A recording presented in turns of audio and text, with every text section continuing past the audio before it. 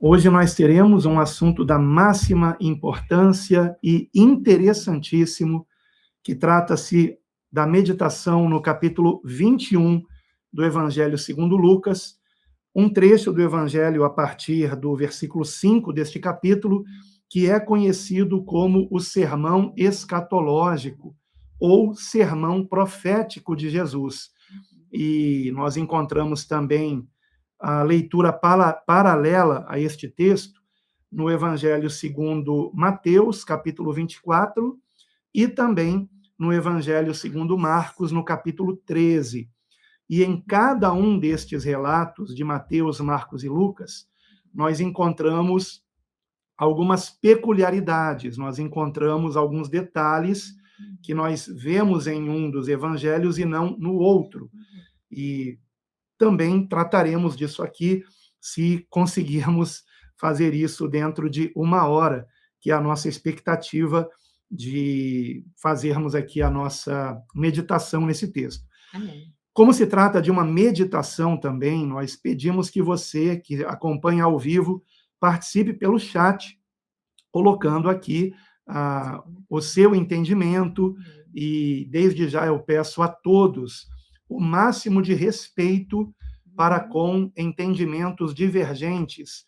Então, se alguém escrever algo com o qual você não concorda, você pode até dizer que não concorda, mas, por favor, com respeito, e que ninguém aqui esteja se exaltando, porque quando nós tratamos de escatologia, que é a área da teologia que trata do fim dos tempos, das últimas coisas, nós, infelizmente, percebemos que muitas pessoas ficam exacerbadas, acabam se exaltando, acabam querendo obrigar outras pessoas a pensarem como elas. E isto não é saudável, irmãos. Então, é importante que tenhamos aqui um diálogo amadurecido em Cristo. Amém. Tá? E nós estamos aqui para dialogar com vocês. Verdade. Eu mesmo hoje aqui vou apresentar uma tese que muito provavelmente você nunca ouviu nada parecido a respeito do ponto principal da nossa live de hoje, que é a respeito do versículo 32, onde o Senhor Jesus declara: em verdade vos digo que não passará esta geração até que tudo aconteça. O que ele quis dizer com esta geração? E este tudo aconteça, tudo o que exatamente? Esta geração seria a geração daquele período no qual ele proferiu aquilo, ou seja, por volta do ano 30, mais ou menos, que foi quando ele, aqui inclusive ele já estava às vésperas de ser preso e crucificado. Então, esta geração seria a geração dos apóstolos? Ou esta geração seria a geração que visse tudo acontecer, que foi profetizado? Enfim, nós vamos tratar disto aqui. E tanto uma quanto outra resposta traz consequências. E nós vamos, então, tratar destas consequências aqui. E desde já eu quero dizer que eu respeito, e Rosa também, é claro, o seu entendimento. Tá? Se você entender de um modo diferente do nosso, não há problema algum nisso, tá bom? Vamos então para essa leitura, né? Já fizemos a oração inicial, Lucas capítulo 21, do versículo 1 ao 38. Antes que eu esqueça, se você puder também, além de estar com a sua Bíblia, tenha um bloquinho de notas, ou então uma caneta, um lápis, e para que você, até mesmo na sua própria Bíblia, possa estar fazendo algumas anotações que eu vou sugerir aqui. Tá? Amém. Lucas capítulo 21, versículo 1 em diante. E olhando ele, viu os ricos lançarem as suas ofertas na arca do tesouro. E viu também uma pobre viúva lançar ali 2 pequenas moedas, e disse: em verdade vos digo que ela lançou mais do que todos, esta pobre viúva, porque todos aqueles deitaram para as ofertas de Deus do que lhes sobeja, mas esta, da sua pobreza, deitou todo o sustento que tinha. E dizendo alguns a respeito do templo, que estava ornado de formosas pedras e dádivas, disse: Quanto a estas coisas que vedes, dias virão em que não se deixará pedra sobre pedra que não seja derrubada. E perguntaram-lhe, dizendo: Mestre, quando serão, pois, essas coisas? E que sinal haverá quando isto estiver para acontecer? Disse então ele: Vede, não vos enganem, porque virão muitos em meu nome, dizendo: Eu sou o Cristo, e o tempo está próximo. Não vades, portanto, após eles. E quando ouvirdes de guerras e sedições, não vos assusteis, porque é necessário que isto aconteça primeiro, mas o fim não será logo. Então lhes disse: Levantar-se-á nação contra nação e reino contra reino, e haverá em vários lugares grandes terremotos e fomes e pestilências. Haverá também coisas espantosas e grandes sinais do céu. Mas antes de todas estas coisas, lançarão mão de vós e vos perseguirão, entregando-vos às sinagogas e às prisões e conduzindo-vos à presença de reis e presidentes por amor do meu nome. E vos acontecerá isto para testemunho. Proponde, pois, em vossos corações não premeditar como haveis de responder, porque eu vos darei boca e sabedoria a que não poderão resistir, nem contradizer todos quantos se vos opuserem. E até pelos pais, e irmãos, e parentes, e amigos sereis entregues, e matarão alguns de vós. E de todos sereis odiados por causa do meu nome, mas não perecerá um único cabelo da vossa cabeça. Na vossa paciência, possuí as vossas almas. Mas quando virdes Jerusalém cercada de exércitos, sabei então que é chegada a sua desolação. Então, os que estiverem na Judéia, fujam para os montes. Os que estiverem no meio dela, saiam. E os que nos campos, não entrem nela. Porque dias de vingança são estes, para que se cumpram todas as coisas que estão escritas. Mas ai das grávidas e das que criarem naqueles dias, porque haverá grande aperto na terra e ira sobre este povo. E cairão ao fio da espada, e para todas as nações serão levados cativos, e Jerusalém será pisada pelos gentios, até que os tempos dos gentios se completem. E haverá sinais no sol, e na lua, e nas estrelas, e na terra, angústia das nações, em perplexidade, bramando o mar e as ondas, homens desmaiando de terror, na expectação das coisas que sobrevirão ao mundo, porquanto os poderes do céu serão abalados. E então verão vir o Filho do Homem numa nuvem, com poder e grande glória. Ora, quando estas coisas começarem a acontecer, olhai para cima e levantai as vossas cabeças, porque a vossa redenção está próxima. E disse-lhes uma parábola. Olhai para a figueira e para todas as árvores. Quando já brotam, vós sabeis por vós mesmos, vendo-as, que perto está já o verão. Assim também vós, quando virdes acontecer estas coisas, sabei que o reino de Deus está perto. Em verdade vos digo que não passará esta geração até que tudo aconteça. Passará o céu e a terra, mas as minhas palavras não hão de passar. E olhai por vós, não aconteça que os vossos corações se carreguem de glutonaria, de embriaguez e dos cuidados da vida, e venha sobre vós de improviso aquele dia, porque virá como um laço sobre todos os que habitam na face de toda a terra.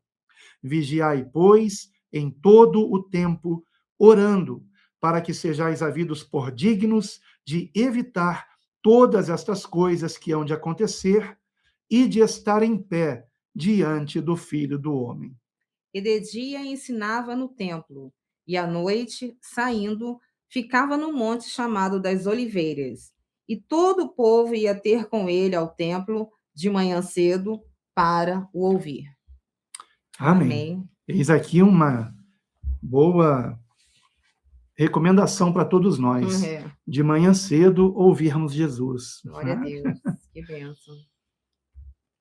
Ai, que bênção. Queremos começar ouvindo vocês, né? Porque sabemos que também através de vocês, o Espírito Santo fala, mostrando algo no texto que talvez até para nós tenha passado despercebido. Verdade. E estamos aqui para juntos aprendermos uns com os outros na direção do Espírito Santo. Glória Então, a Deus. meu amor, Amém. alguém já comentou aí no chat sobre o texto de hoje? Sim, graças a Deus. Como a Sandra Pires, a nossa querida Sandra Pires, ela deixou aqui os comentários dela, mas ela avisou aqui que não ia poder ficar para poder assistir ao vivo aqui com a gente, mas eu preciso ler, então, os comentários dela, mesmo ela não estando mais aqui, talvez ela até não esteja mais aqui. Deixou a saudação dela, e ela coloca assim: esse texto de Lucas nos traz o ensinamento sobre simplicidade e generosidade da viúva pobre. Ela deu tudo que tinha, sem se preocupar consigo mesma. Era pobre financeiramente, mas rica em amor, humildade e generosidade.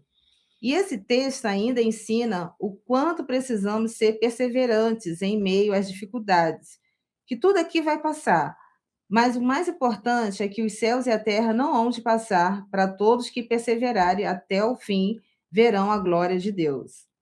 Jesus fala para os discípulos, quando eles admiravam coisas físicas, que não ficaria pedra sobre pedra, tudo seria destruído, e se cumpriu. E hoje não é diferente. Precisamos nos desprender de tudo que não nos edifica e focarmos somente em seguir os ensinamentos de Jesus, crescer espiritualmente, crescer e dar bons frutos de honra e glória ao Senhor. Aí sim, ela explica que não vai poder ficar, né? Mas né, que a bênção do Senhor esteja sobre todos que vão ficar aqui. Foi ótimo ela comentar sobre a oferta da viúva pobre, e porque temos algo, né, meu amor, para falar sobre isso, e para que a gente possa também ouvir mais alguém a respeito desta questão da viúva pobre. Será que há mais alguém que comentou sobre esse ponto, particularmente? Porque senão, aí eu já entro nele agora e já podemos seguir em frente. Eu creio que ainda não. Sobre a viúva pobre, não. Então, vamos lá. Não por acaso, nós decidimos fazer a leitura do chamado sermão escatológico, que não começa no versículo 1, né? Começa no versículo 5.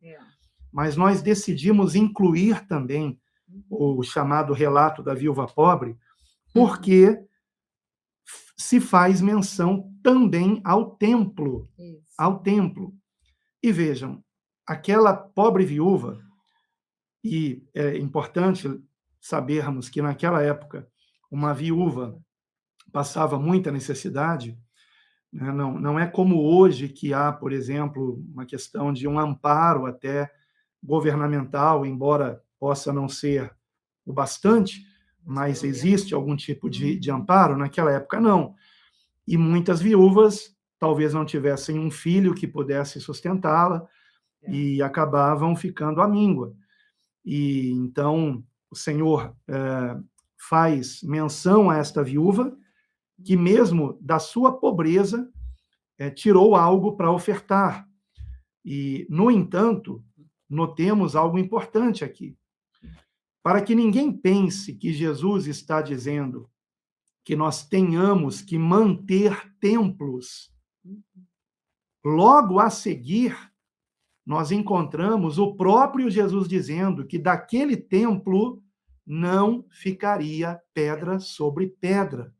E por quê? Aqueles que participaram da live de domingo passado, evidentemente, não... domingo não, falei domingo, de quarta-feira passada, é porque domingo temos uma live em outro canal, né? Mas na quarta passada, aqui neste canal, onde nós concluímos a leitura do capítulo 20, aliás, fizemos toda a leitura do 20, né? Verdade. Na live passada. Então, nós, ao concluirmos aquela leitura, vocês devem se lembrar que houve uma repreensão em relação aos escribas que gostavam de andar com vestes compridas, isso está no versículo 46, que amam as saudações nas praças e as principais cadeiras nas sinagogas e os primeiros lugares nos banquetes, e mais, que devoram as casas das viúvas, das viúvas. E logo a seguir, nós temos esse relato da viúva pobre. Devoram as casas das viúvas, ou seja, ficam lá para comer do que elas têm e até tirar o dinheiro que elas têm, por pretexto, fazendo por pretexto longas orações. Estes receberão maior condenação. Então, o Senhor está condenando aqui a exploração às pessoas pobres e usando especificamente a ilustração de uma viúva. Viúvas que eram exploradas na sua ingenuidade por religiosos que estavam querendo tirar proveito da fé destas pessoas mais humildes. E então o Senhor declara que eles teriam uma grande condenação. E logo a seguir, no início do capítulo 21, nós temos este relato de Jesus dizendo que aquela viúva era mais rica aos olhos de Deus do que todos aqueles ricos que estavam ofertando no templo. Então, vejam, o que o Senhor está aqui elogiando não é o fato da manutenção do templo. Por quê? Porque o mesmo Jesus dirá a seguir, no versículo de número 6, que daquele templo para o qual aquela viúva tinha colocado ali no chamado... Como é que é o nome aqui do lugar? No gasofilácio, mas aqui tem outro nome, né? Ah, meu Deus. 2 pequenas moedas na arca do tesouro, está no versículo 1, né? Na arca do tesouro do templo. Então, ela havia colocado ali 2 moedas apenas, mas aos olhos de Deus ela era mais rica do que aqueles outros que estavam colocando uma quantia maior, porque eles estavam dando do que sobrava, e ela estava dando tudo quanto possuía na sua sinceridade, acreditando que aquilo era a vontade de Deus. Então, o Senhor em seguida dirá que daquele templo não ficaria pedra sobre pedra. E aqui nós aprendemos uma grande lição, que a nossa própria irmã já mencionou aqui no que ela escreveu no chat, nossa irmã Sandra Pires, a respeito do que nós aprendemos com esta viúva. Que nós também estejamos compreendendo que o que Deus espera de nós é sinceridade, levarmos realmente a sério os seus ensinamentos e valorizarmos mais as pessoas do que as coisas. Porque, queridos irmãos, se por um lado aprendemos com esta pobre viúva a lição do desprendimento, por outro lado nós aprendemos com o Senhor Jesus que aqueles religiosos estavam desprezando as pessoas que precisavam de ajuda e valorizando o templo físico, a matéria, aquilo que passaria. Vejam que interessante. No final do capítulo 20, o Senhor repreende os religiosos que exploravam as viúvas. Logo em seguida, ele conta, nós temos aqui contado por Lucas o relato desta viúva pobre. E, na sequência, nós encontramos o Senhor declarando que daquele templo não ficaria pedra sobre pedra. Mas o que é que permanece? Permanece o nosso ato de amor, de ajuda ao nosso semelhante. É isto que o Senhor espera de nós. Então, qual era a repreensão de Jesus? Que aqueles ricos doavam tanto dinheiro para o templo, mas não ajudavam uma pobre viúva. É o que eu aprendo aqui. Eu espero que vocês enxerguem isso também. E pode ser que vocês vejam até além do que eu estou vendo e possa compartilhar algo mais. Temos aqui, sim, comentários do irmão Johnny Carlos, também já está aí grande com a abraço, gente. Johnny. Glória a Deus. E também da Lu Martins, que também fez o comentário sobre Ótimo, que bom. essa oferta aqui da viúva pobre. O Johnny Carlos, ele colocou, deixou a saudação dele aí para todos. Sobre a oferta da viúva, Deus não está preocupado com a quantidade da oferta, e sim com a qualidade de tal ação. Amém. Glória a Deus. E a Lu Martins colocou, a viúva pobre, além de ter ofertado tudo que tinha, ela ofertou com a motivação correta diante de Deus, ou seja, ofertou com amor, glória a Deus. Aleluia. Amém. Isso aí. Glória a Deus. Então, complementando aí esse comentário que a Al falou aqui inicialmente, que a Sandra também deixou aqui o comentário dela, e esses dois irmãos, o Johnny Carlos e a Lu Martins. Que benção. Excelentes comentários, e enquanto você lia o primeiro deles, do Johnny, que na verdade foi o segundo, né? O primeiro foi da Sandra, nossa irmã Sandra Pires. Isso. Mas, então, já temos 3 comentários sobre essa passagem, né, da viúva pobre. E enquanto você lia o comentário do Johnny, me ocorreu algo mais, né? Que é o seguinte: ora, o templo, esse templo do qual não ficou pedra sobre pedra, foi derrubado no ano 70, através de uma invasão do exército romano, a comando de Tito, o general Tito, filho do imperador romano, do César, né, que da época Vespasiano, e houve uma destruição completa. Então, não havia mais como alguém enviar ofertas para o templo. Agora, vamos, então... vamos, então, fazer uma análise aqui, uma ponderação. Se não há mais um templo de pedra físico para nós contribuirmos, o que nós devemos, então, fazer do nosso ofertar a Deus? Como deve ser esse ofertar a Deus? Por que será que no Evangelho segundo Lucas, logo antes de Jesus falar da derrubada do templo, vai ser dito a respeito do ofertar, no caso de uma viúva, e vai ser dito também a respeito do erro que os religiosos cometiam, né, de explorar as pessoas pobres como as viúvas, e ao invés de valorizá-las, né? Então, uma ponderação aqui.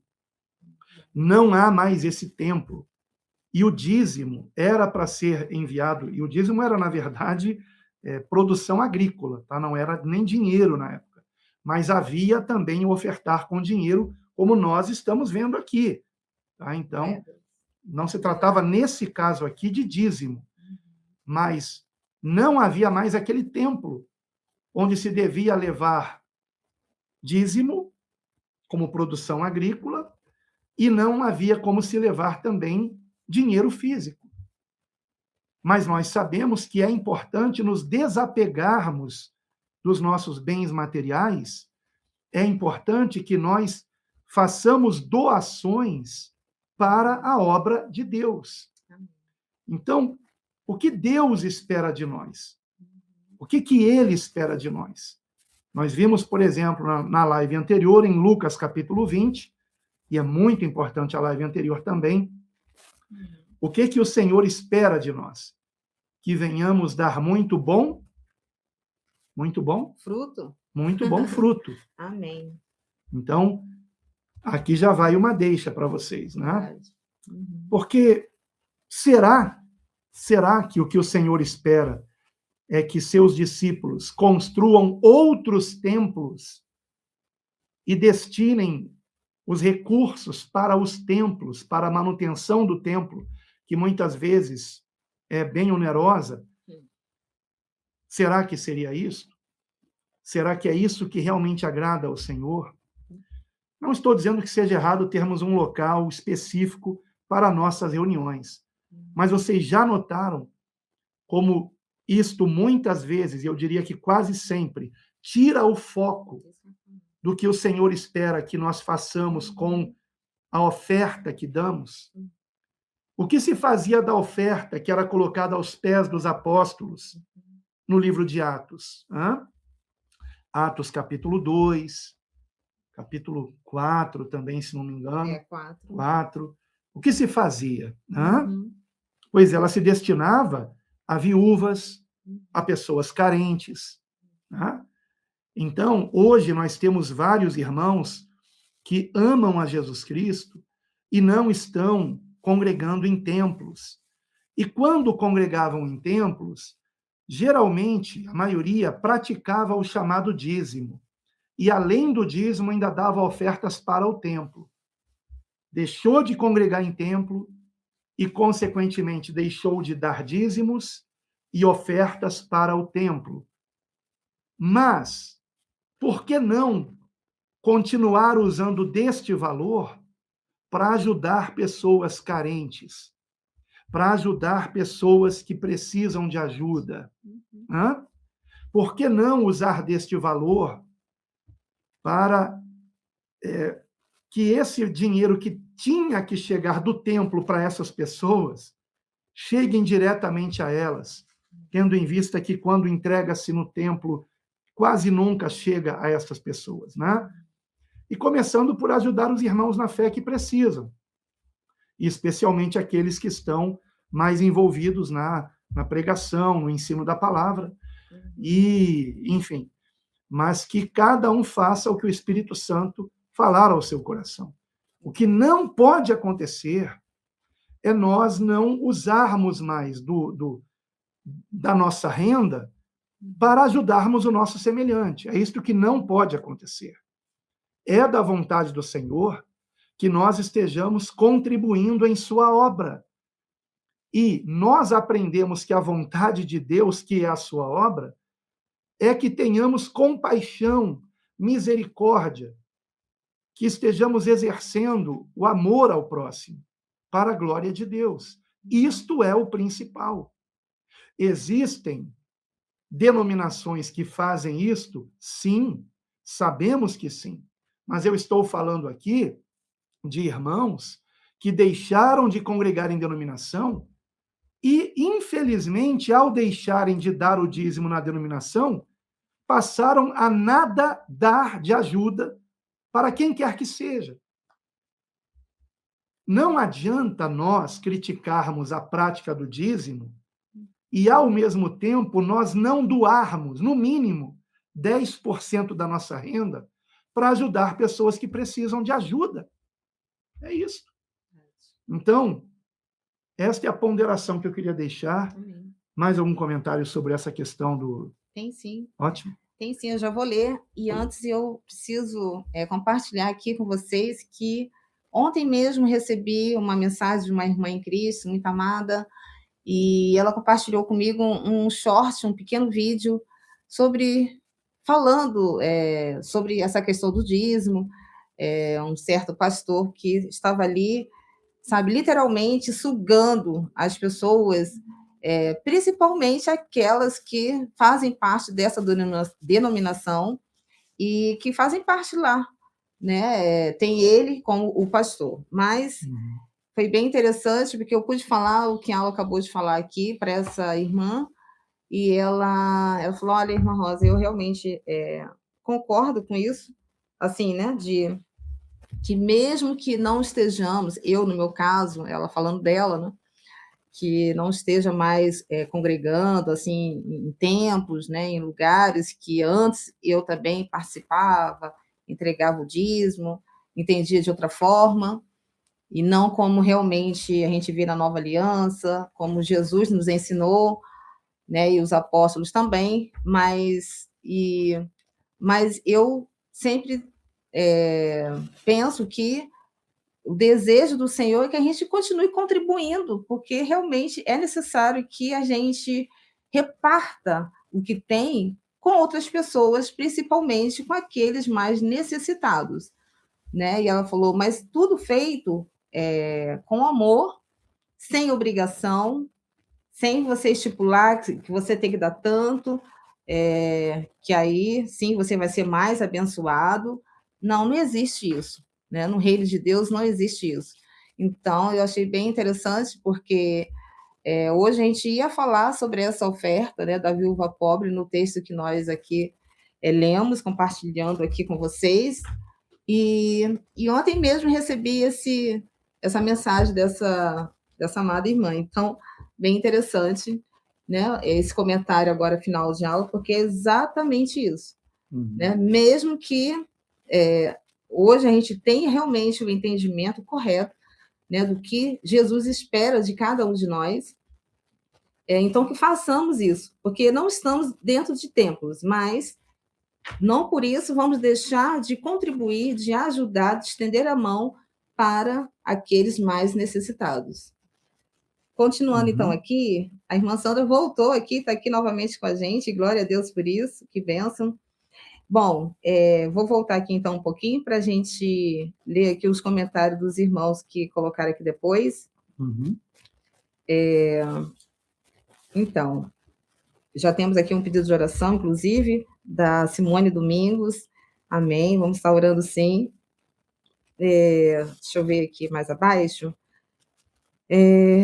A Ana Paula, ela comentou aqui, a oferta da viúva pobre nos ensina não nos apegar ao materialismo, ao dinheiro. Quando iniciar a grande tribulação, nós temos de deixar tudo. Dinheiro e o sistema anticristo temos que desprender de tudo. Quem comentou isso? A Ana Paula. Amém. Deus abençoe. Glória a Deus. Fabiano está aqui com a gente também, ele colocou aqui que entrou agora, mas ele está em viagem, o irmão Fabiano. Amém. Deus abençoe e guarde sua vida, amado. Fabiano de Marília? É isso. Um abraço, irmão. Deus abençoe. Se estiver dirigindo aí, atenção ao volante, hein? Deus abençoe. É verdade. A irmã Margarete, ela colocou aqui, irmão Alan, enxergo sim, exatamente isso, no comentário que ela fez aqui. Glória a Deus. Amém. Em uma denominação que frequentei por 2 anos, vi acontecendo com as viúvas e idosos exatamente isso. Um absurdo, o desprezo pelos velhinhos, mas sempre recebendo os dízimos, né, desses velhinhos, né, dessas pessoas idosas. Meu Deus, misericórdia. A Ana Paula também comentou aqui novamente, assim como os anjos foram enviados na cidade de Sodoma e Gomorra para avisar a Ló e a sua esposa para sair da cidade rápido, a esposa de Ló não queria deixar a riqueza. Sim, ela vai fazer essa comparação aí, né, do apego, né, da esposa de Ló. Olhou para trás. Pois é. Se apegou às coisas materiais. E aí nós não podemos ter ela como exemplo para nossas vidas. Muito bem observado, né, que aqui no Evangelho segundo Lucas, imediatamente antes de começar o chamado sermão escatológico, que fala do fim dos tempos, das últimas coisas, trata-se deste assunto do desprendimento das coisas materiais, usando como exemplo o Senhor, esta pobre viúva. Então, aí eu esqueci até, no comentário que eu fiz agora há pouco, né, eu esqueci de comentar que eu até citei esse versículo de Atos 4:35, que na minha conversa com essa irmã, que ela entrou em contato comigo ontem, Atos 4:35 vai dizer, e repartia-se a cada um segundo a necessidade que cada um tinha. Ou seja, no versículo anterior, no 34, vai falar justamente o que a aula falou, né? As pessoas que estavam ali Não havia, pois, entre eles necessitado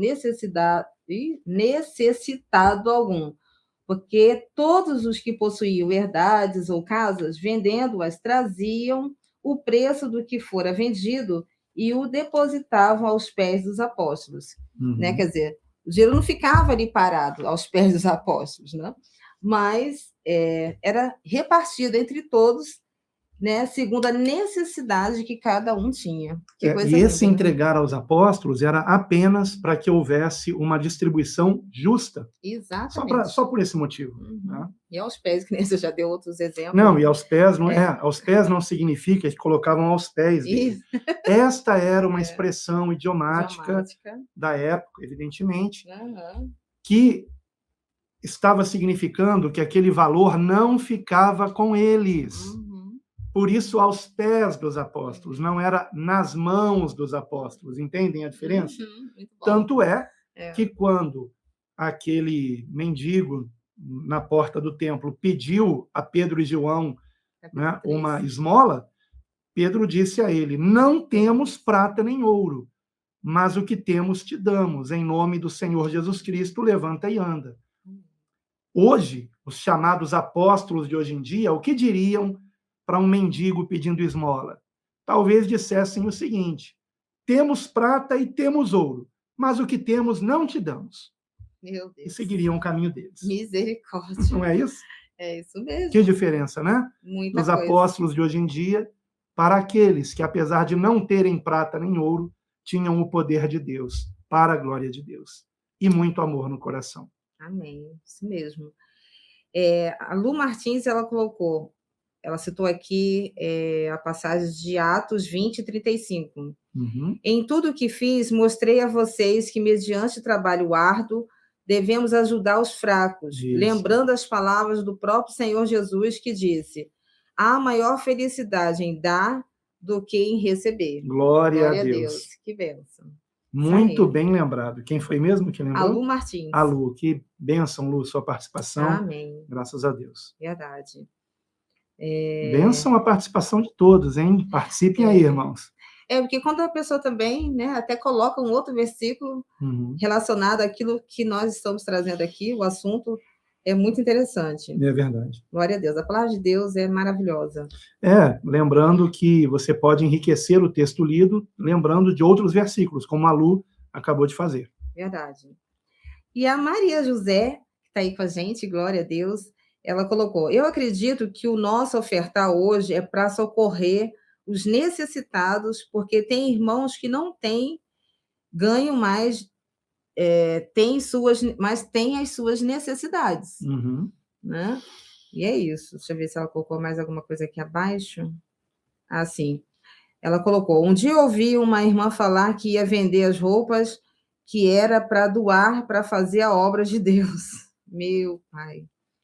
Que motivação errada, né? Mas acho que é só isso aqui mesmo.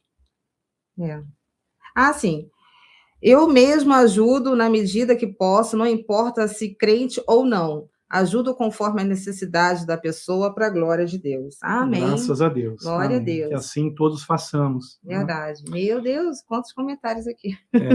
Irmão, será que hoje a live vai ser só sobre a viúva pobre? Não, vamos dar seguimento aqui, né? Espantado. Deve ter outros comentários aí também, né? Sobre outros pontos do...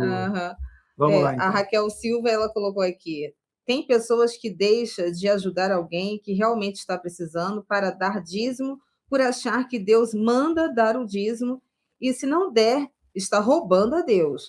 Eu prefiro ajudar alguém que precisa. Amém. Amém. De verdade. E é isso que Deus espera de nós. Amém. É isto que o Senhor quis dizer com dai a César o que é de César e dai a Deus o que é de Deus. Verdade. Dar a Deus o que é de Deus é dar o que Ele espera de nós, que é muito bom fruto. E este bom fruto é a prática do bem, fazermos o bem ao nosso semelhante. Isto foi mostrado, inclusive, no contexto de Lucas 20, capítulo anterior da live de quarta-feira passada. Amém. E a minha cunhada está aqui também, a Maria Clélia. Ela disse que o Eli saúda a gente, na paz de Deus. Um abraço, Eli. E Clélia, que foi aniversariante de ontem. Glória a Deus. Deus abençoe. Deus abençoe, cunhada. Amém. Você e o Eli aí. O Johnny Carlos ele vai fazer o comentário aqui sobre os versículos 12 e 13. Uhum. Esses versículos mostram que antes da volta de Jesus, antes dos acontecimentos cósmicos, haverá uma grande perseguição aos fiéis seguidores de Jesus. 12, Os versículos 12 12 e e 13. 13. Daqui a pouco eu vou comentar sobre eles, Johnny, se Deus permitir. Amém. Então, vamos dar sequência aqui. Deixa eu ver aqui.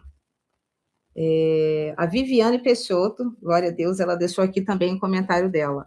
Eu entendo que servir a Deus é servir ao próximo, e amando ao próximo, estamos amando a Deus. O evangelho é amor e justiça. Por isso, na primeira epístola de João está escrito: aquele que diz que ama a Deus e não ama ao seu irmão é mentiroso. Porque quem não ama a seu irmão a quem vê, como pode amar a Deus a quem não vê? Verdade. Então, dele temos este mandamento: aquele que ama a Deus, ame também ao seu irmão. Amém. Primeira epístola de João, só não me lembro a referência, mas eu já digo em seguida. Você quer? Eu vou lendo aqui? Vai lendo. Então, para a gente ganhar tempo aqui, a Amanda Alencar também deixou a saudação dela, que benção que a irmã está aí com a gente. Acho que a oferta vai além de contribuição financeira. Pode ser entendido com o nosso próprio ser a ser ofertado, entre aspas, né? Como nossa própria vida, mesmo que achemos que valha pouco. Amém. Glória a Deus. Isso mesmo. Vivermos para a glória de Deus. Amém. E viver para a glória de Deus, ou seja, fazer com que Deus seja glorificado, é fazermos o bem, praticarmos aquilo que sabemos que agrada a Deus. Verdade. Não apenas deixarmos de fazer coisas erradas, mas fazermos o correto. Por isso, Jesus disse em Mateus capítulo 5, versículo 16, resplandeça a vossa luz diante dos homens, para que vejam as vossas boas obras. O Senhor Jesus está dizendo isso. Pratique boas obras. Agora, cuidado, não estamos com isso dizendo que temos que praticar para sermos salvos. Salvação não se compra. Nós temos que praticar boas obras porque temos o amor de Deus em nós. Temos prazer em fazer isso. Completando aqui o versículo. Para que vejam as vossas boas obras e glorifiquem a vosso Pai que está nos céus. Não é e que nos glorifiquem. Não, é que glorifiquem a Deus. Então, sim, doarmos a nossa vida.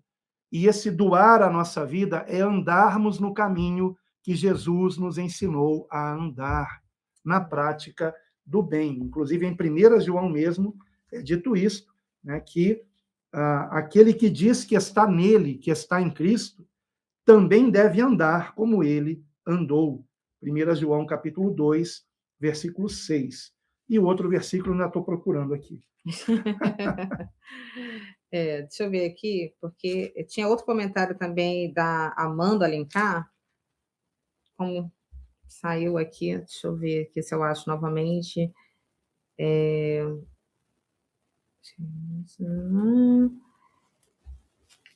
Bom, deixa eu ler aqui, então, o primeiro comentário que ela fez, da Amanda Alencar. Achei. Achou? Achei. Então lê Quer aí. que eu leia? Não, pode ler. Não, é só a referência, né? 1 João, capítulo 4, versículos 20 e 21. Tá? Então, só para lembrar, 1 João, capítulo 4, versículos 20 e 21. Reflitam nisto, né? E vejam que, de fato, o comentário que a irmã havia colocado é exatamente isto mesmo que a palavra diz. Amém. Na verdade, eu vou ler mais 3 comentários da Amanda Alencar, que eu tinha saído aqui, que eu fui para baixo, voltei, agora sim, achei. Aí ela, dando continuidade, o primeiro comentário que ela tinha feito, né? Aqui. É mais valiosa a Deus do que alguém que doa muito dinheiro para caridade e é vazia de Deus ou faz isso com a intenção de compensar pecados ocultos. Toda ação de bondade em nome de Cristo que fazemos a nossos irmãos, convertidos ou não, é oferta preciosa a Deus. Agora sim, descendo um pouquinho mais abaixo. Escrevendo isto, minha filha, que está aqui ao meu lado, falou agora que nós podemos ofertar ao outro, não, não só dinheiro, mas ajuda com as nossas mãos, olhos, boca e ouvidos, segundo ela, porque muita gente quer ser ouvida. Eu achei tão bonito essa percepção vinda de uma criança. Acho que ela tem 10 anos, se eu não me engano, mas que bênção. Glória a Deus, está fazendo toda a diferença para a minha família, em nossas reuniões. Glória a Deus por esse projeto, irmãos. Louvado seja Deus. Muito felizes Verdade. por vocês estarem aqui, todos vocês. Todos vocês. E especialmente por sabermos que alguém tão jovem, que é a filha da nossa irmã Amanda, me fugiu o nome agora dela. Amanda Alencar. Não, não, a filha. Ela deve colocar aí daqui a pouco. E um abraço para vocês, né? E glorifico a Deus por esse comentário, porque é verdade. Às vezes, o que uma pessoa mais precisa não é de ajuda material, é de atenção, é de carinho, é de uma palavra amiga, de consolo, de motivação, de fé. Verdade. Amém. Glória a Deus. A querida irmã Eliana Cristina está aqui também. Ela já tem um pedido de oração, que amanhã ela tem uma ressonância para fazer. Deixa eu ver aqui mais abaixo. Anotando, né, estou anotando, já anotei aqui. Tá bom. Deixa eu ver aqui. Oh, meu Deus. Deixa eu descer agora um pouquinho. Sim, eu li. O canal da Suzana, ela colocou: entendo que essa geração é de Noé, visto que somos a continuidade de sua família. Uma divisão entre Adão e Eva, primeira geração, antes do dilúvio, e a segunda geração após o dilúvio de Noé. Desculpa, você pode ler de novo o que a Suzana disse? Eu não entendi muito bem. Ela faz essa comparação. Entendo que essa geração é a de Noé. Tá, daquele versículo 32, né? Não, desculpa, é que eu ainda estava pensando na viúva pobre. Visto que somos a continuidade da sua família, de sua família. Uma divisão entre Adão e Eva, primeira geração, antes do dilúvio, e a segunda geração após o dilúvio de Noé. Muito bem. Esta é uma das interpretações, né? Uma das interpretações. E a Esther Moraes segue com a gente também, glória a Deus. Ela colocou aqui: na denominação onde eu estava, eles oravam a Deus e ajudavam só se sentisse, né, no coração. Se Deus não confirmasse, não era para ajudar. E se a pessoa tivesse algum pecado, entre aspas, né, pecados, aos olhos deles, ou estivesse endividada com empréstimo, aí não ajudava mesmo. Meu Deus. Misericórdia, né? É por isso que eu digo, queridos irmãos, uma coisa é ser seguidor de Cristo e outra, seguidor de cristianismo. Um seguidor de Cristo aprende de Cristo, do Senhor Jesus, dê a quem pede. Ele não nos ensinou que primeiro você dê apenas se sentir no coração, né? Claro que esse dê a quem pede é se você tem condições de dar, evidentemente, né? Mas o ensinamento de Cristo aqui é: não feche o seu coração, né? Então, este é o ensinamento do Senhor. Está aí com a gente também aqui o Wilker Franco. Não acredito. Meu amigo Wilker, é você mesmo? É ele mesmo. Será? Boa noite, meu querido. Estamos com saudades. Nós então, também. Meu amigo. Deus abençoe. Ô, Wilker, cria um canal aí para a gente matar a saudade de você também.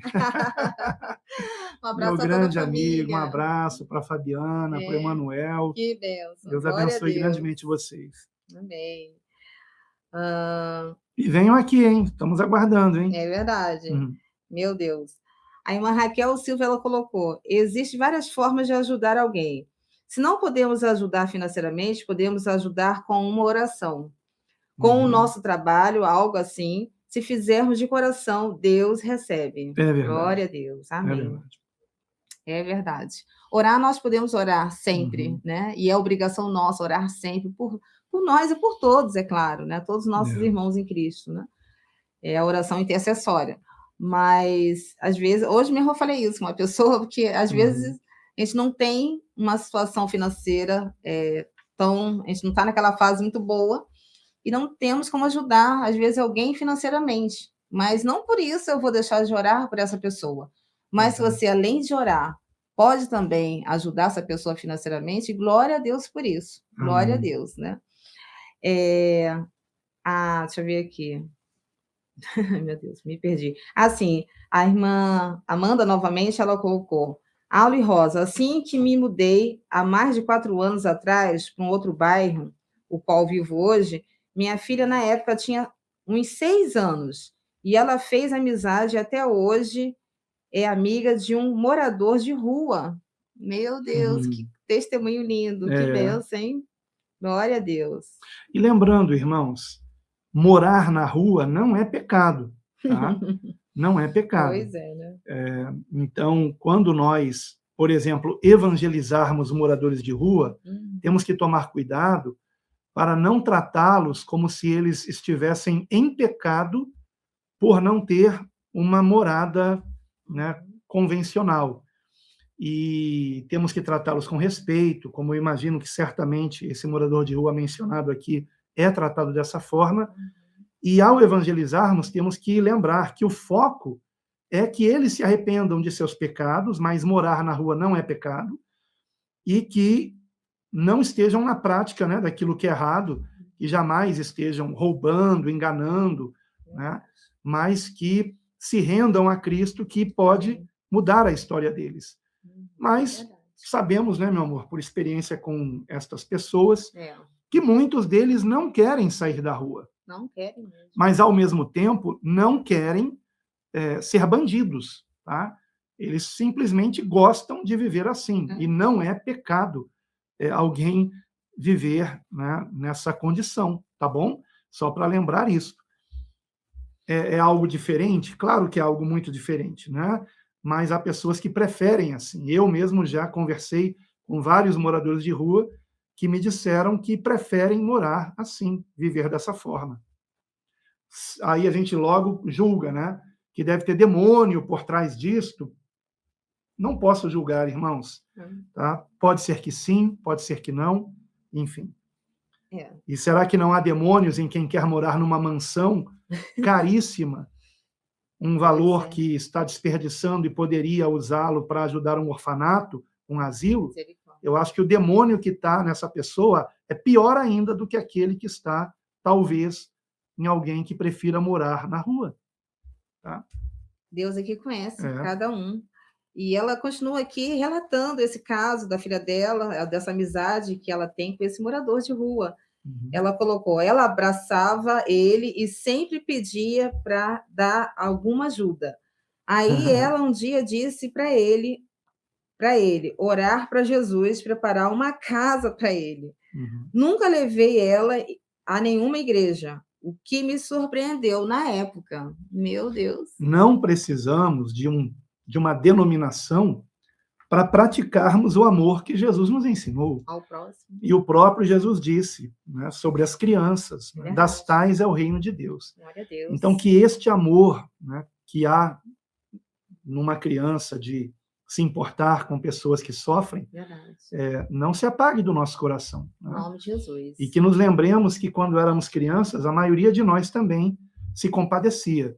É verdade. Mas, ao longo do passar do tempo, a gente acaba ficando com o coração endurecido. Misericórdia. Né? Oremos para que ele não fique dessa forma. Em nome de Jesus. A Juliana Fugita, ela estava aí com a gente, deixou a saudação dela. Um grande abraço para o Kenji, para os filhos, toda a família, para os irmãos que congregam com eles em casa. Deus abençoe Glória grandemente vocês. Ela disse que tem que ir trabalhar agora, porque lá no Japão é de dia, né? Mas depois ela vai assistir na íntegra. Deus abençoe vocês. Glória a Deus. Amém. Deus abençoe sua vida também e a todos aí. Em nome de Jesus. Bom, vamos lá, vamos avançar aqui um pouquinho, porque... Estou vendo aqui o comentário do Johnny, novamente aqui. Ele vai fazer o comentário dos versículos de 25 a 28. Ele diz aqui, isso mostra que o arrebatamento da igreja só ocorrerá no final da grande tribulação e não antes. Ela nem conseguiu Isso. chegar lá também Não, ainda, né. muito bem. É. Johnny, obrigado por você estar tratando aqui também da questão de escatologia, porque, para minha surpresa, né, a maioria dos comentários estão voltados para a Aham. questão Da de nós é. nos compadecermos das pessoas carentes, né? E eu Sim. glorifico a Deus por isso, Glória a tá? Deus. Porque isso mostra uma maturidade até dos irmãos, né? Louvado seja Deus. Porque é maravilhoso que nós estejamos Amém. atentos Uhum. ao ensinamento prático. Amém. Até porque o próprio Johnny me pediu outro dia, Johnny, acabei de lembrar, me pediu outro dia para que eu comentasse sobre Mateus capítulo 25, é porque nós estamos tratando de Lucas aqui, né? Sim. Mas Mateus 25, onde o Senhor Jesus nos lembra que ele dirá: "Vinde a mim, benditos de meu Pai, àqueles que lhe deram de comer, que lhe deram de beber, que lhe deram de vestir, que lhe visitaram quando estava doente, que foram vê-lo quando estava preso, que fizeram o bem, né, a ele. E então perguntaremos: quando te fizemos isto, Senhor? E ele dirá: quando fizestes a um dos mais pequeninos, foi a mim que fizeste. Né? Então, que nós nos lembremos que, se estamos tratando de escatologia, temos que nos lembrar de Mateus capítulo 25, a partir do versículo 31. Um texto que, lamentavelmente, muitos teólogos, eu diria que a maioria, distorce. Distorce para dizer que isto aqui não tem nada a ver conosco, o que é um absurdo, um absurdo. Então, muito cuidado com certos teólogos que, para justificar a maldade deles, acabam distorcendo ensinamentos claríssimos de Jesus em relação ao que Deus espera de nós, que é nos compadecermos daqueles que sofrem. Lembrem-se, por exemplo, da parábola do bom samaritano. Eis um exemplo, que é também uma parábola escatológica e que nos chama a amar o nosso semelhante, a nos compadecermos de quem sofre, mesmo que seja alguém que, aos olhos da sociedade, teria que ser desprezado, porque o samaritano se compadeceu de um judeu, e os judeus não se davam com os samaritanos. E, no entanto, dois judeus religiosos, que eram o sacerdote e o levita, passaram próximos daquele judeu que estava à beira do caminho, precisando de socorro, e passaram de largo, não quiseram ajudá-lo. Mas um samaritano, alguém que aos olhos dos judeus seria um inimigo, se compadeceu dele. Então, com isto, o Senhor nos ensina a termos misericórdia até mesmo daqueles que, aos olhos da sociedade, seriam vistos como nossos inimigos. Aproveito para dizer que não estejamos sendo enganados por aqueles que fomentam a guerra, o ódio, a destruição, a matança. Jamais nos alegremos com a morte de pessoas, seja quem forem, com assassinato, com guerra, que não tomemos partido numa guerra, porque somente ao diabo interessa colocar o ser humano contra o ser humano. Tá? Jesus disse: bem-aventurados os pacificadores, e não os fazedores de guerra. Então, a quem é que nós seguimos? A Jesus Cristo ou a teologia? Bom, temos aqui algumas pessoas que só deixaram mesmo a saudação, né, como a Cátia Evaristo, como, deixa eu ver aqui abaixo, esse canal aqui que eu não sei se é a primeira vez, que é Loreto, acho que não é a primeira vez. Não, que já Loreto comentou antes, eu sempre me lembro daquele patrão que eu tive, o Di Loreto. Né? É verdade. Tive um patrão já com esse nome, Di Loreto. É verdade, deixou a saudação aí para todos, glória a Deus. Bom, então avançando um pouquinho mais aqui, a Viviane Peixoto, a irmã Viviane, ela colocou: alguns irmãos entendem que a geração da figueira se refere se refere a essa Israel criada pela ONU em 1948, e que uma geração de 70 a 80 anos depois dessa data se daria a época próxima da volta do Senhor Jesus. Uhum. Exatamente. Daqui a pouquinho, daqui a pouquinho ela ainda vai comentar um pouco sobre esse assunto aí. Mais comentários sobre escatologia? Agora vamos ver se a gente foca mais, porque né? não voltar mais no assunto, né, dos primeiros 4 versículos, que é para nós entrarmos agora, porque, meu Deus, eu pensei que a gente fosse conseguir tratar em 1 hora, só que ficamos mais de 40 minutos falando só sobre a viúva pobre, né? Então, hoje então.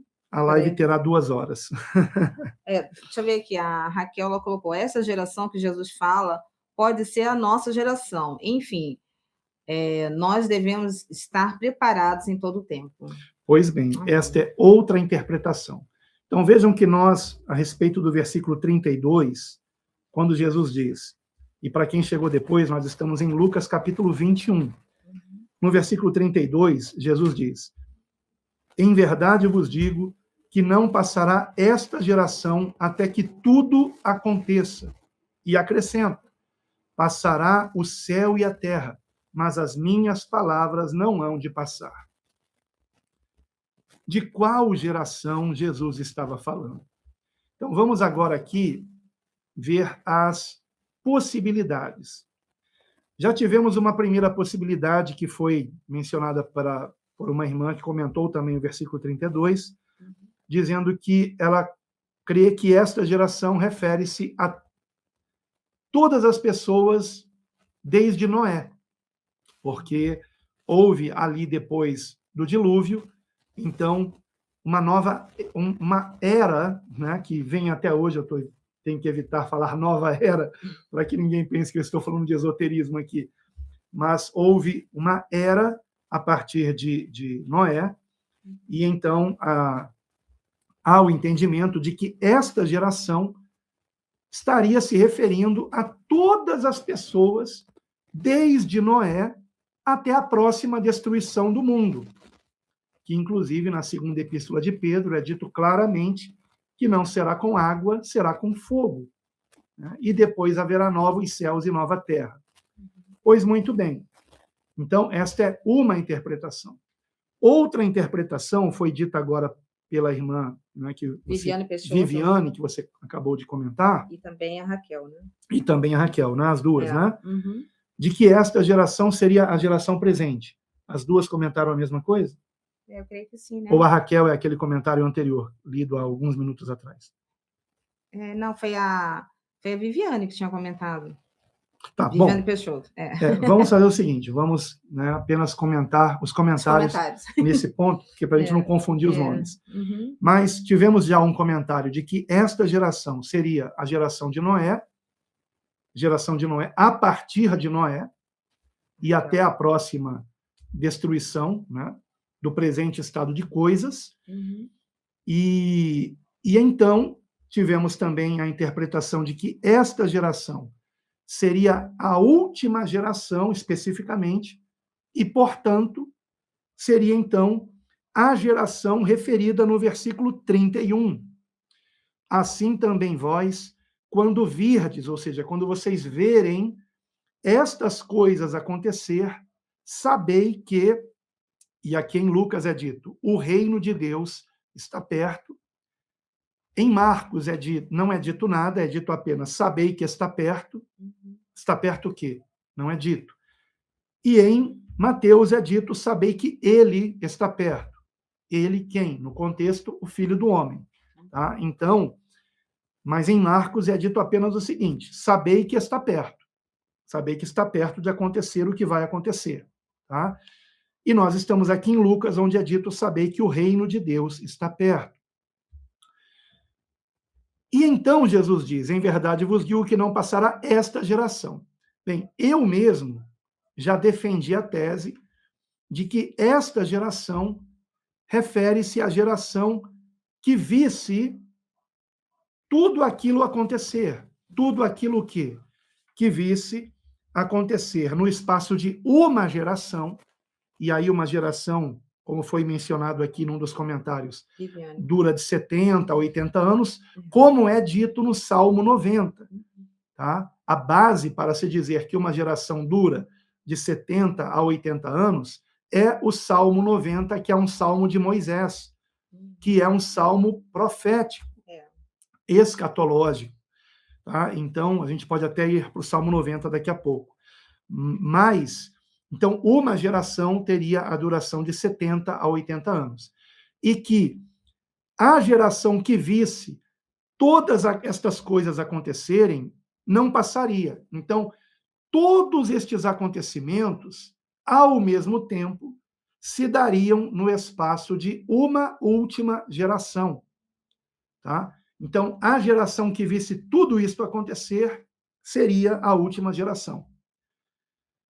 E, no entanto, tem essa outra interpretação também, que diz que esta geração são todas as gerações desde Noé. Claro que isso é muito abrangente, né? Outra interpretação é a chamada preterista, que é a interpretação que diz que esta geração era a geração dos apóstolos, que já passou. E daí, com base nesta interpretação mais literal de que esta geração seria a geração dos apóstolos, nós temos duas vertentes. Uma vertente que eu diria mais ateísta, que dirá que, portanto, a profecia de Jesus não teria se cumprido, porque, afinal de contas, não houve, né, os eventos cataclísmicos naquela geração dos apóstolos mencionados no versículo de número 11 e também no versículo 25 e 26, tá? Ou seja, os poderes dos céus abalados. Então, os ateus geralmente usam o versículo 32 de Lucas 21, que, aliás, é um versículo que também aparece em Marcos e em Mateus, usam o versículo 32 para dizer que a profecia de Jesus teria falhado. Porém, outros que também creem que esta geração seria a geração dos apóstolos, dirão o contrário. Dirão que não, que ela se cumpriu com a destruição do templo, no ano 70. Porém, como explicar que no ano 70 aconteceu o que é dito no versículo já mencionado 11 e no versículo 25 e 26? E mais, no 27, a vinda do Filho do Homem numa nuvem com poder e grande glória. Né? É evidente que isto não aconteceu ainda, mas eu respeito quem crê que esta geração diz respeito ao tempo dos apóstolos e que vai dizer que aconteceram esses cataclismas, né? No meu entender, não aconteceram. Porém, no meu entender também, hoje, né? No meu entender, esta geração, ela se refere primeiramente aos apóstolos. Sim, sim. Mas há também uma revelação acerca da última geração que verá todos os acontecimentos mencionados aqui em Lucas capítulo 21. Para que vocês entendam o que eu quero dizer com isso, é muito importante agora vocês pegarem um lápis ou uma lapiseira, ou até uma caneta, se vocês quiserem, como vocês acharem melhor, para anotar alguns trechos aqui que eu considero fundamentais serem separados no sermão, chamado sermão escatológico. Por quê? Porque a pergunta feita aqui em Lucas, assim como também em Marcos, não em Mateus, mas em Lucas e em Marcos, é concernente à destruição do templo. Por favor, vejam com muita atenção Lucas capítulo 21, com muita atenção, Lucas capítulo 21, versículo de número 7. Quando os apóstolos perguntaram a ele: Mestre, Quando serão, pois, estas coisas? E que sinal haverá quando isto estiver para acontecer? Isto o quê? O templo de Jerusalém ser destruído. Jesus havia acabado de dizer no versículo de número 6: quanto a estas coisas que vedes, ou seja, a beleza do templo, dias virão em que não se deixará pedra sobre pedra que não seja derrubada. E então os apóstolos lhe perguntam: mestre, quando serão, pois, estas coisas, ou seja, estes acontecimentos? E aí, eles incluem também o que Jesus já havia dito a respeito da destruição também de Jerusalém, não apenas do templo. E é por isso que a pergunta está no plural. Quando serão, pois, estas coisas? Porque no capítulo 19, dos versículos 41 a 44, aqui de Lucas, Jesus já havia predito a destruição de Jerusalém. Então, quando Jesus menciona novamente a respeito disto, mas referindo-se especificamente ao templo, e que não ficaria pedra sobre pedra, então os apóstolos perguntam: quando serão estas coisas? Ou seja, quando se dará a destruição do templo? E não apenas do templo, mas também de Jerusalém, por isto do plural, estas coisas. E dizem mais: e que sinal haverá quando isto estiver para acontecer? Ou seja, o que acontecerá antes da destruição de Jerusalém e, consequentemente, do templo também de Jerusalém. E o Senhor não dá apenas um sinal, ele dá 3 sinais que antecederiam a destruição do templo e também de Jerusalém. No entanto, estes sinais não começam no versículo 8, eles começam a partir do versículo 12. Então, é muito importante que entre o versículo de número 7 e o 12, vocês coloquem uma divisão ali, ou seja, uma linha divisória entre o versículo 7 e o versículo 8, uma linha divisória entre o versículo 7 e o versículo 8, e uma linha divisória do versículo 11 ao versículo 12, porque é no versículo 12 que Jesus começa a dizer a respeito dos sinais referentes à destruição do templo e de Jerusalém. Ou seja, o que vai acontecer antes da destruição do templo e de Jerusalém, para que vocês saibam quando vocês devem fugir da Judéia. A Judéia é a região onde ficava Jerusalém, tá? E coloquem outra linha divisória, por favor, claro, se vocês quiserem, né? Entre o versículo 24 e 25. Claro que nós estamos falando do capítulo 21 de Lucas, Lucas capítulo 21. Então, repetindo, uma linha divisória entre o versículo 7 e o versículo 8, outra linha divisória entre o versículo 11 e o 12, e outra linha divisória entre o 24 e o 25. Por quê? Porque o que nós encontramos do versículo 12 ao versículo 24 é a resposta a respeito da pergunta dos apóstolos em relação à destruição do templo e de Jerusalém, especificamente. Algo que historicamente aconteceu no ano 70. Inclusive, nós temos isto relatado em 2 livros, né, em 2 obras históricas conhecidíssimas. A primeira delas escrita por um judeu, historiador, Flávio Josefo, nesse livro aqui, Guerra dos Judeus. Daqui a pouco eu vou ler um trecho desse livro. E também o Eusébio de Cesareia, no século IV, na chamada História Eclesiástica. Tanto em História Eclesiástica de Eusébio de Cesareia, quanto em Guerra dos Judeus de Flávio Josefo, nós temos o relato a respeito do cerco de Jerusalém pelo general Tito, filho de Vespasiano, imperador romano, que cercou, né, a Jerusalém por cerca de 5 meses, e por cerca de um período longo de tempo, todos que ali estavam naquele cerco ficaram sem comida e até sem água. E a situação foi gravíssima e horrenda.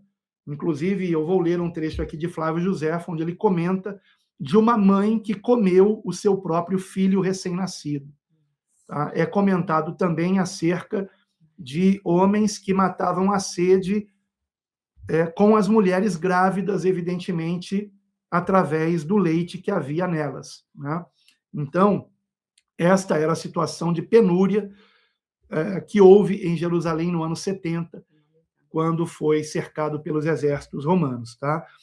Mas então, quais são esses 3 sinais que o Senhor dá? O primeiro deles é a respeito da perseguição, versículos de 12 a 15.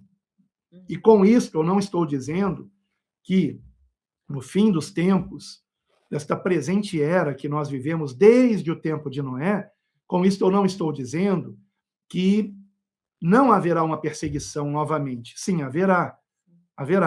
Mas aqui a resposta é sobre a perseguição que antecederia a destruição do templo e também de Jerusalém.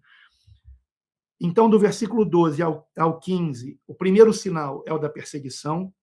Do 16 ao 19 é o da traição, porque o Senhor diz que até pelos pais, irmãos, parentes e amigos, os seus discípulos seriam entregues.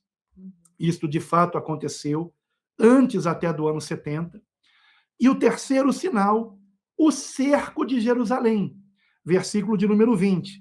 Mas quando virdes Jerusalém cercada de exércitos, sabei então que é chegada a sua desolação. O interessante é que em Mateus e em Marcos, nas passagens paralelas do mesmo chamado sermão escatológico, Jesus não fala Jerusalém. Ele diz: mas quando virdes a abominação da desolação de que falou Daniel, né? Ou seja, a abominação da desolação, mas quando virdes que a abominação da desolação de que falou Daniel, de que essa abominação da desolação está no lugar santo, tá? De que falou o profeta Daniel, e acrescenta, quem lê, entenda. Né? Então, quando foi escrito o Evangelho segundo Lucas, já houve a interpretação disso, que esta abominação da desolação seria Jerusalém cercada de exércitos. Sabei então que é chegada a sua desolação. Ou seja, haveria a invasão de Jerusalém pelos gentios, inimigos, no caso Roma, e que seria a cidade destruída, como de fato aconteceu. E aí, então, o Senhor diz muito claramente, então, os que estiverem na Judéia, fujam para os montes. Queridos irmãos, muito cuidado com quem pega este versículo e diz que nós temos que fugir para os montes. Cuidado, queridos, tá? Porque aqui o texto é claro, é específico, Judéia, e em relação à invasão de Jerusalém, que ficava na Judéia. Então, os que estiverem na Judéia, fujam para os montes. O que de fato aconteceu.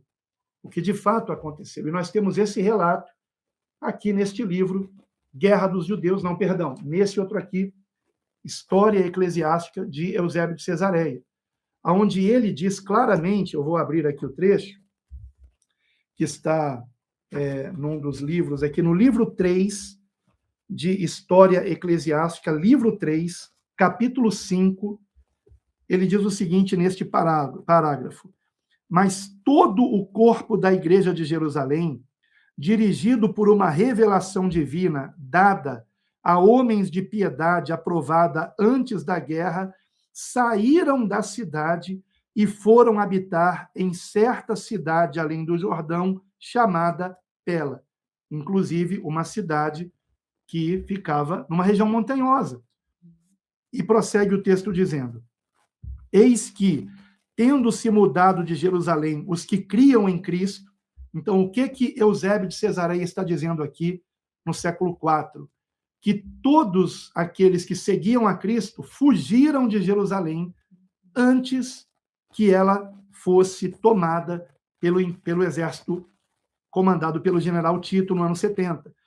E ele prossegue dizendo: eis que, tendo se mudado de Jerusalém os que criam em Cristo, como se os santos tivessem abandonado por completo a própria cidade real e toda a terra da Judéia, a justiça divina, por fim, os atingiu. Atingiu a quem? A quem estava em Jerusalém, por seus crimes contra o Cristo e seus apóstolos, destruindo totalmente toda a geração de malfeitores sobre a terra.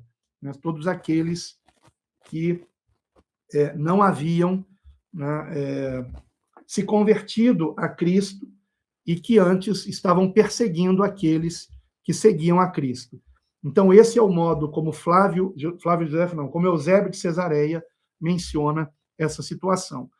E então, aí eu preciso também aqui trazer uma palavra aqui sobre a péssima tradução, no versículo 22, falando vingança, né? Porque dias de vingança são estes. Não é a melhor tradução, a palavra vingança, tá? Uma palavra menos pior seria punição, mas, na verdade, é uma palavra que significa satisfazer a justiça, ou seja, dar a paga justa, a justa paga pelos seus atos. Tá?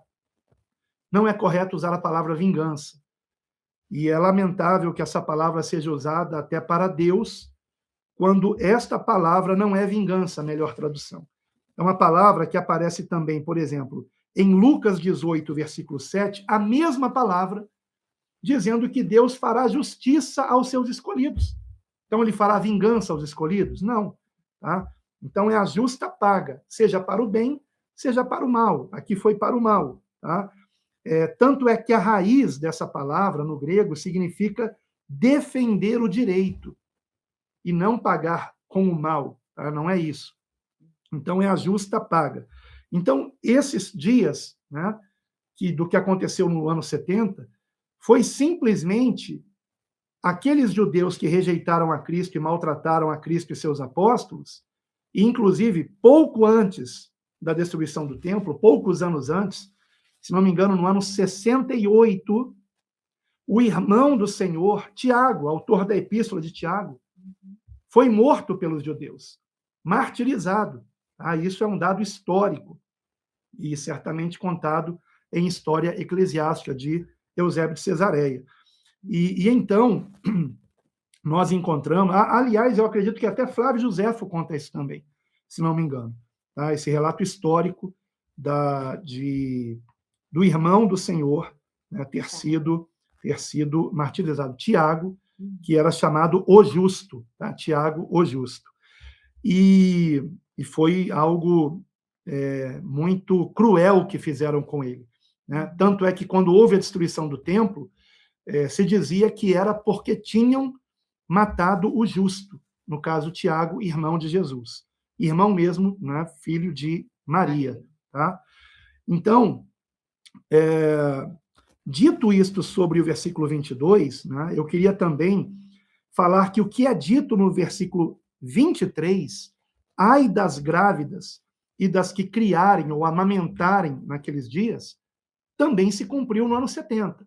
Porque nós temos aqui o relato de Flávio Josefo, que não era um seguidor de Cristo, tá? Era um judeu historiador que escreveu a respeito desta questão.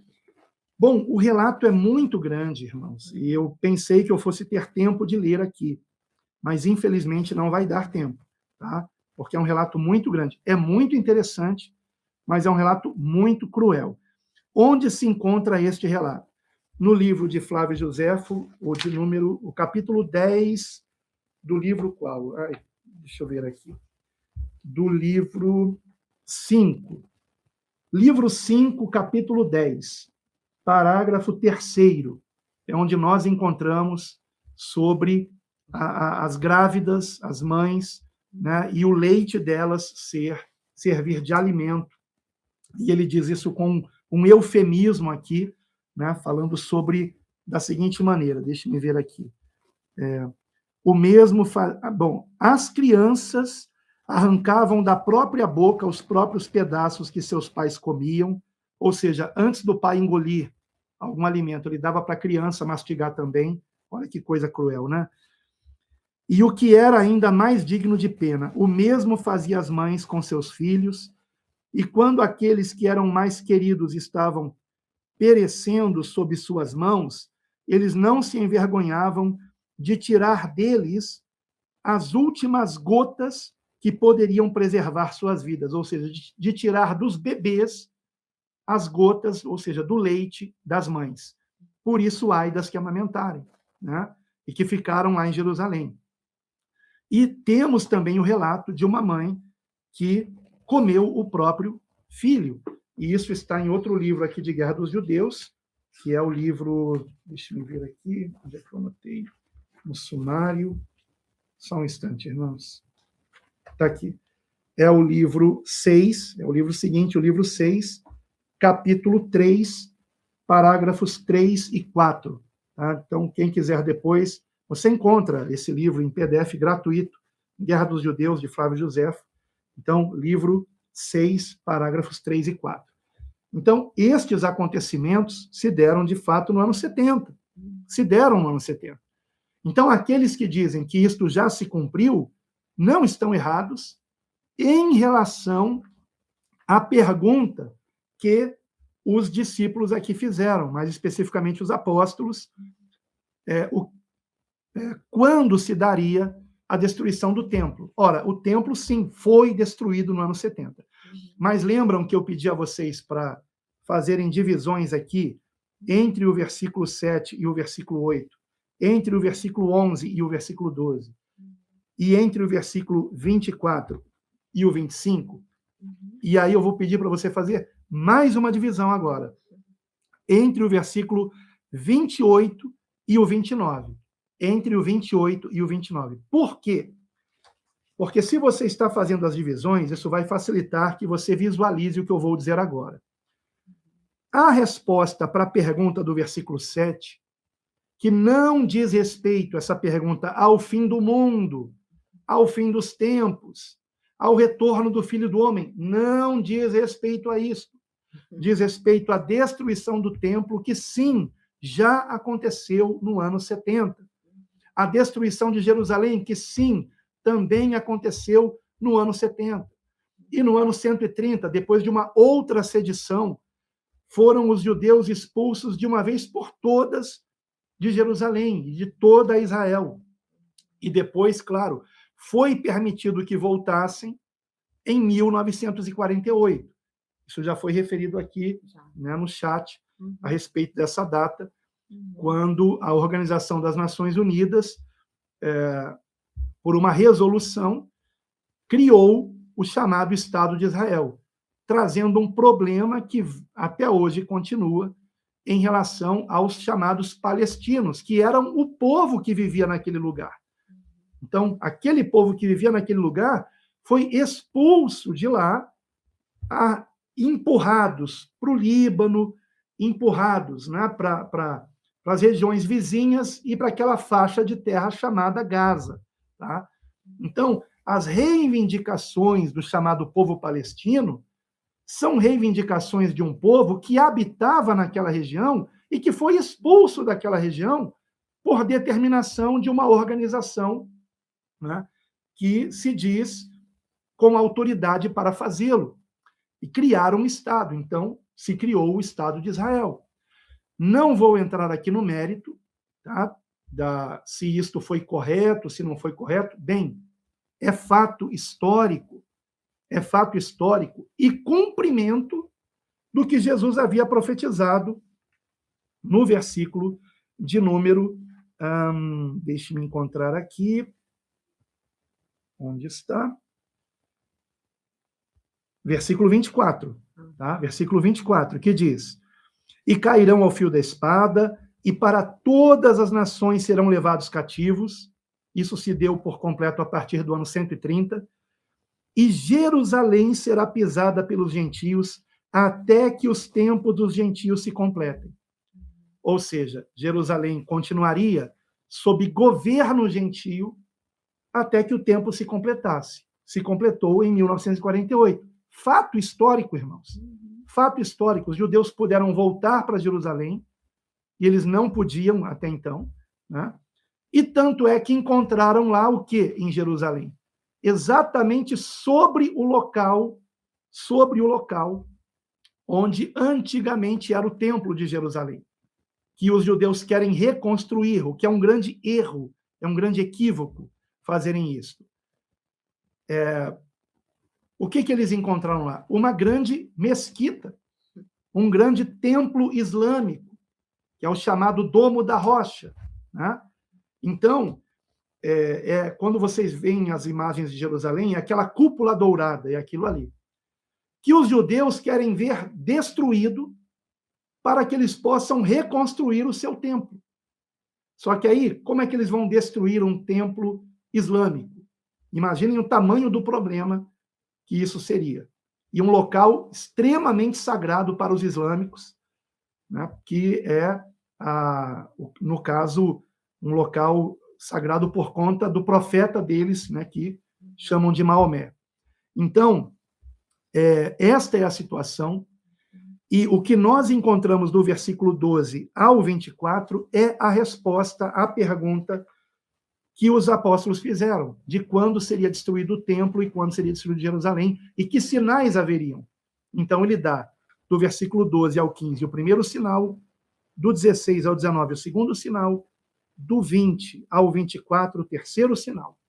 Mas aí nós encontramos mais um trecho que também se refere a isso, que é o versículo 29 até o 33. Quando o Senhor diz, olhe para a figueira simbolizava Israel. Ainda que o texto em Lucas apenas diga, olhe para a figueira e para todas as árvores, a partir do momento que se menciona a figueira, o foco é a figueira, concordam comigo? Ele não citou mais outro tipo de árvore, macieira, né? Não, falou de videira, laranjeira ou qualquer outra árvore, não, figueira. Olhai para a figueira e para todas as árvores. Quando já brotam o quê? Em Mateus 24, 32 e em Marcos 13, 28, é dito claramente, brotam as folhas, não frutos. Quando brotam as folhas, vós sabeis por vós mesmos, vendo-as, que perto está já o verão. E verão é tempo de quê? Calor. Tempo quente. Quente. Isto, de um modo metafórico, lembra o quê? Lembra guerra. Né? Tempo quente. Sangue quente. Compreendem? Então, é uma referência aqui. Assim também vós, quando virdes acontecerem estas coisas, que estas coisas? Ora, estas coisas mencionadas no versículo 12, né, que a partir do versículo 12, melhor dizendo, e estas coisas que os apóstolos se referem no versículo 7. Mestre, quando serão, pois, estas coisas? Ou seja, a destruição do templo, a destruição de Jerusalém. Os sinais destas coisas estão do versículo 12 ao 24, e ele diz que estes sinais seriam como uma figueira, né, que, quando dá folhas, então sabe-se que está para acontecer, né, que o verão está próximo. Então, a coisa vai acontecer nesse momento. Só que estas folhas seriam os sinais da perseguição, da traição e do cerco de Jerusalém pelo exército romano, o que de fato aconteceu no ano 70. E então, quando Jesus diz, em verdade vos digo que não passará esta geração até que tudo aconteça, que tudo seria este? A princípio, seria o tudo dos versículos 12 ao versículo 24. Então, realmente, não passou aquela geração. Tanto é que Jesus, quando estava carregando a cruz, em Lucas capítulo 23, aqui mesmo em Lucas, do versículo 28 ao 31, ele dirá para as mulheres que estavam chorando por ele. Ele diz: filhas de Jerusalém, não choreis por mim, chorai antes por vós mesmos e por vossos filhos, ou seja, aquela geração que não passaria. Chorai por vós mesmos e por vossos filhos, porque eis que hão de vir dias em que dirão: bem-aventuradas as estéreis, e os ventres que não geraram, e os peitos que não amamentaram. Por quê? Por conta do que aconteceria no ano 70. Então começarão a dizer aos montes: caí sobre nós, e aos outeiros cobri-nos. Porque se ao madeiro verde fazem isto, ou seja, estão crucificando Jesus, e quem estava crucificando? Os romanos, a mando de Pilatos.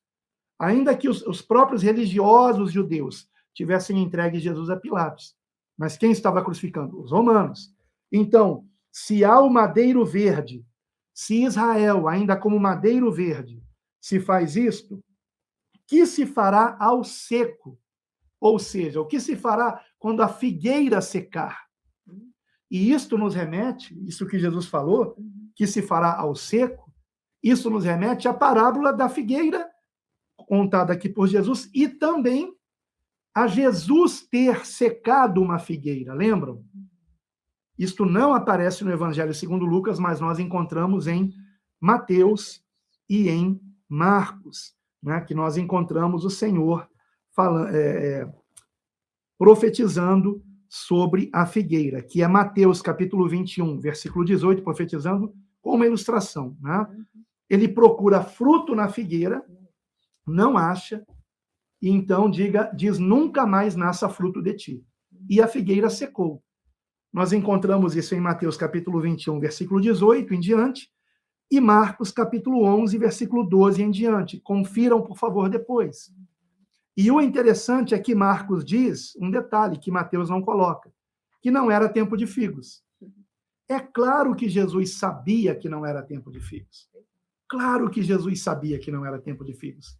Então, quando ele procura figos numa figueira fora da estação de figos, foi proposital.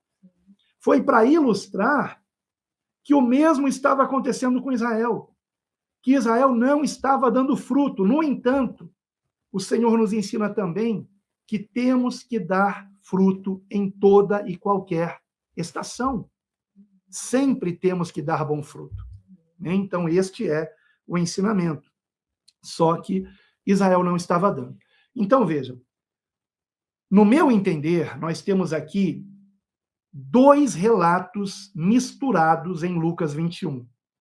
Nós temos o relato sobre a destruição do templo e também a destruição de Jerusalém como um todo, tá?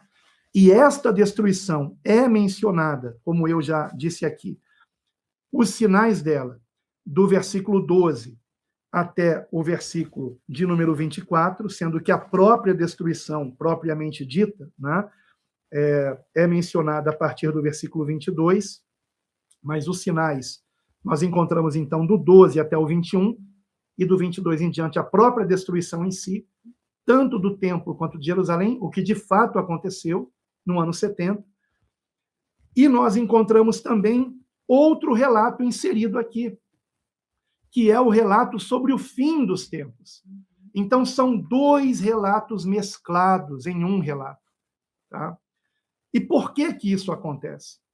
Porque quando os evangelhos foram escritos, Mateus, Marcos, Lucas e João, eles foram escritos com base nos ensinamentos de Cristo e nas histórias a respeito de Cristo.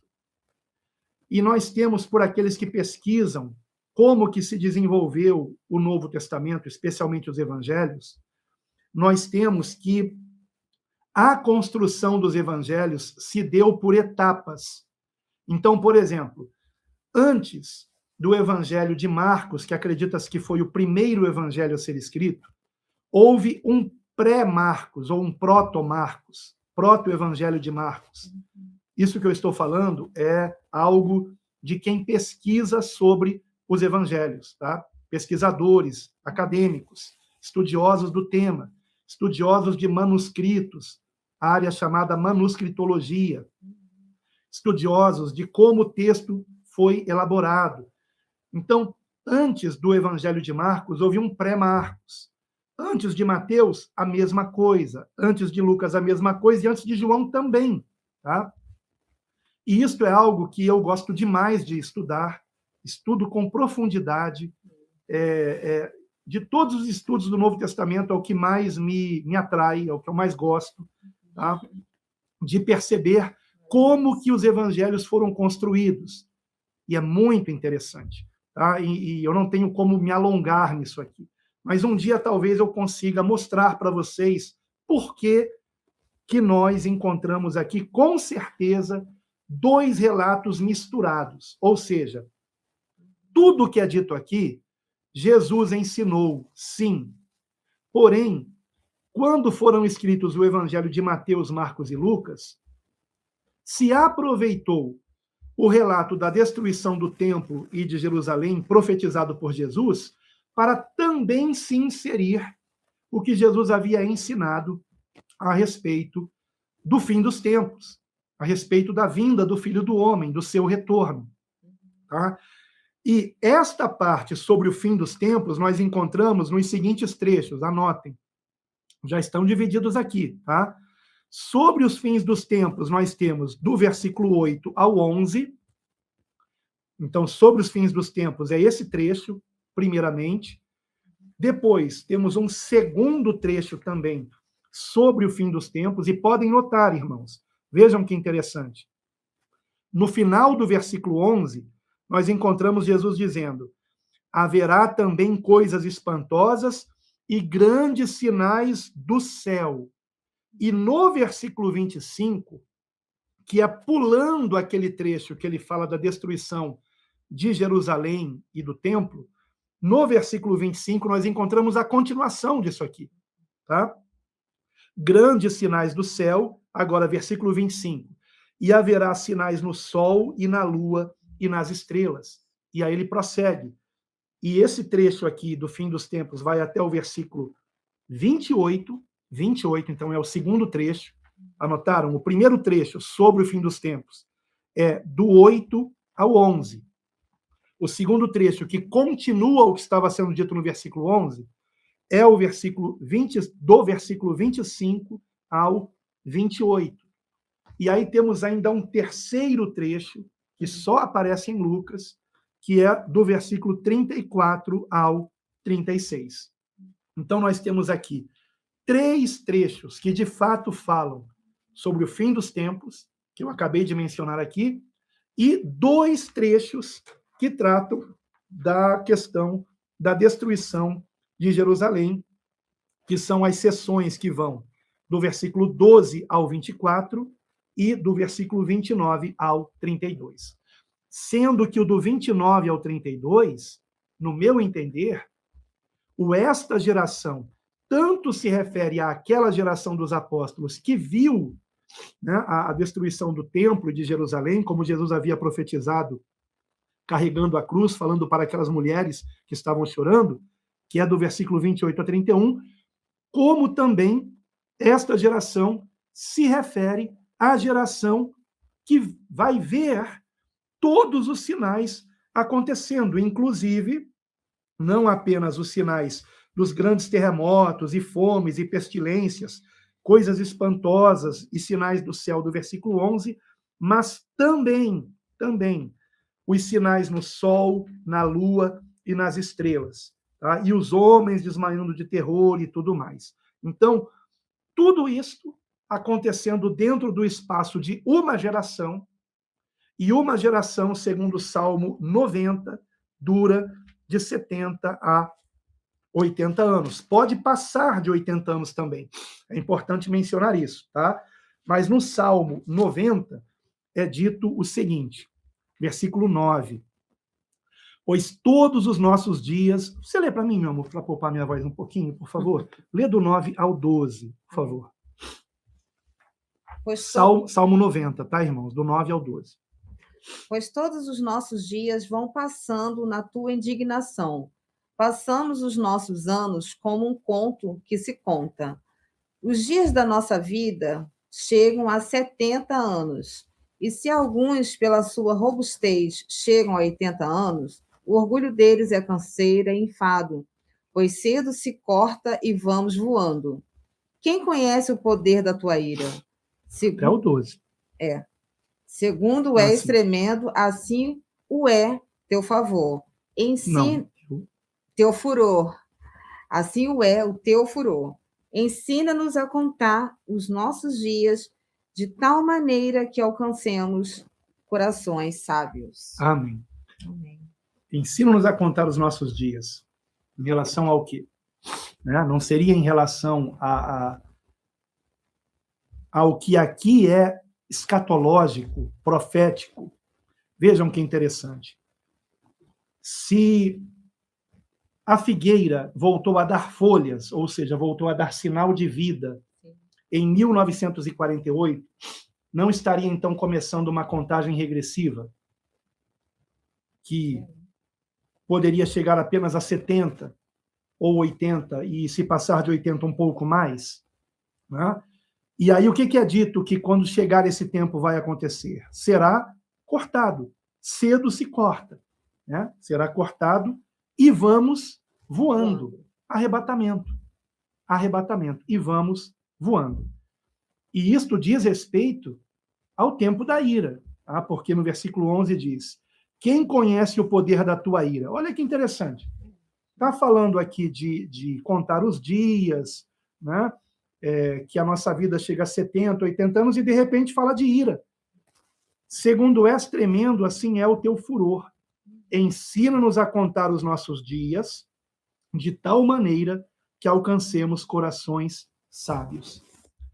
Então, queridos irmãos, meditem nisso, respeitemos as diferentes interpretações em relação ao versículo 32. No meu entender, tanto diz respeito àquela geração que viu a destruição do templo e de Jerusalém, porque numa primeira edição, tanto de Marcos, né, principalmente de Marcos, depois de Lucas e Mateus, e essa é a ordem de fato, tá? O pré-Marcos veio antes de Lucas, depois veio o Marcos completo, depois que Lucas já estava escrito, e depois veio Mateus, trabalhando em cima de Marcos e de Lucas, o Evangelho de Mateus.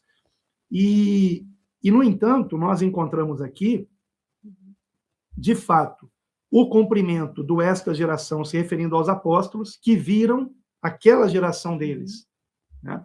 A destruição do templo de Jerusalém, ainda que muitos dos apóstolos já não estivessem mais vivos, porque haviam dado suas vidas por amor ao Senhor. Enfim, não estavam mais aqui, né? Mas vivos estavam, né? Para a glória de Deus.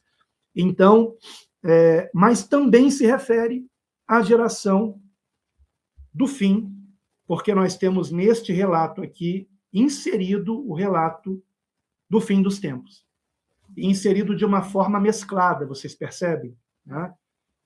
Nós temos aqui, primeiramente, a sessão escatológica, depois a sessão da destruição do templo, depois a sessão escatológica de novo, depois do templo novamente, e, finalmente, os últimos conselhos do versículo 34 ao 36, que é uma pena que não dá para comentar aqui. Né? Mas eu espero que tenha sido esclarecedor, né, para vocês. Se ficou um pouco confuso, peço que vocês voltem o vídeo depois e assistam com calma, dando pausas e conferindo tudo que eu estou mostrando para vocês aqui. Então, o versículo 32, que diz: não passará esta geração, nós temos a interpretação de que esta geração é a que vivia no ano 30, e existem aqueles que creem dessa forma, e que ou creem que então Jesus falhou porque não se cumpriu a profecia, ou creem que se cumpriu, embora seja estranho, né? Como assim os sinais no céu e tudo mais já aconteceu, a vinda do Filho do Homem já aconteceu. Eu creio também que se cumpriu, no entanto, o que se cumpriu? A destruição do templo de Jerusalém, e que, no caso aqui, nós temos também as outras interpretações sendo válidas, no sentido de que esta geração seria a geração que vê todas as coisas acontecendo, como foi dito no versículo 31. tem um irmão que diz que a figueira é Israel. Isso é verdade, irmão Alan? Nós falamos, É uma né? interpretação, né? Mas Como eu falei, é, sim.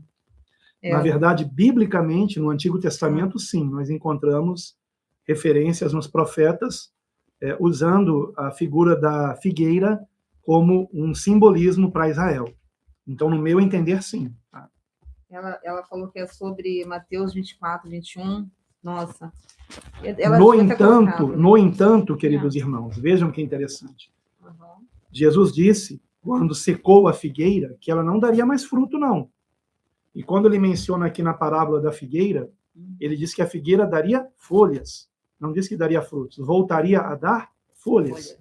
Folha não é fruto. Não. Deu sinal de vida. Mas está dando fruto? Não. A irmã Lu Martins, ela falou qual era a dúvida. Não era exatamente essa pergunta que eu fiz, né? Se a figueira está relacionada a Israel, mas era sobre o versículo 21. Mas eu creio que a aula explicou, durante toda essa longa explicação que ele deu aqui, porque é aquele versículo que pode ser tanto para aquela geração que foi destruída no ano 70, né? De Israel, de Jerusalém, quanto para a nossa geração. Porque o versículo 21 do capítulo 24 de Mateus fala assim: porque haverá, então, grande aflição, como nunca houve desde o princípio do mundo até agora, nem tampouco há de haver. Né? Acho que está dentro daquele versículo que você falou aqui no texto. Porque assim, o que aconteceu no ano 70 foi algo tão terrível, que é uma pena não ter dado tempo de ler o que Flávio Josefo escreveu aqui, porque o próprio historiador Flávio Josefo, quando escreveu isso no século I, no século I, ele foi testemunha ocular, tá? Ele foi testemunha ocular desses fatos. Ele pede desculpas ao leitor, tamanha as cenas tão terríveis que ele iria relatar ali. Como eu falei, de uma mãe comendo o seu próprio filho recém-nascido. Né? E foi terrível. E homens também matando a sede nas mulheres que amamentavam. Né? Enfim, pessoas matando pessoas para comer, para matar a fome. Porque foi um cerco que o exército fez em Jerusalém, e Jerusalém estava lotado de judeus, porque foi durante a Páscoa do ano 70. Então, foi algo terrível. E esse cerco que começou na semana da Páscoa durou 5 meses. 5 meses de uma cidade lotada de judeus que não podiam sair de lá. E nos últimos meses, houve o levantamento até de uma muralha, inclusive, que foi construída rapidamente pelo exército romano, e que foi o golpe final, porque aí já não pôde mesmo, de forma alguma, entrar comida, né, na cidade. E foi terrível. Quando os judeus, os romanos entraram em Jerusalém, eles não tiveram que lutar, porque os seus inimigos ou já estavam mortos, ou estavam esqueléticos, anêmicos, completamente sem força para levantar uma espada. Tá? Essa foi a situação.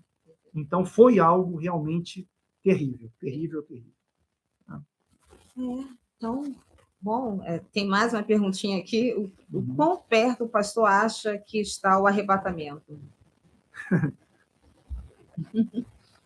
Bom, sempre que eu penso nisso, eu me lembro de quando eu estava numa videoconferência com a Rosa, e nós estávamos com outros irmãos em Cristo, participando dessa videoconferência, e eu pedi a um querido irmão que pastoreava numa igreja em Campinas, um irmão maravilhoso, servo de Deus, com um excelente testemunho, e um amigo, um grande amigo, pedi que ele fizesse a oração final.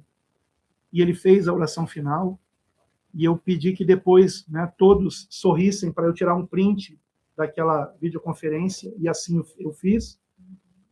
E depois que eu tirei aquele print, aquela foto, ele simplesmente foi levado pelo Senhor. Diante dos nossos olhos, ao lado da sua esposa, sem gritar, sem gemer, simplesmente o Senhor o levou. E era alguém que conversava comigo sobre escatologia, sobre arrebatamento, sobre o fim dos tempos. E veja que interessante.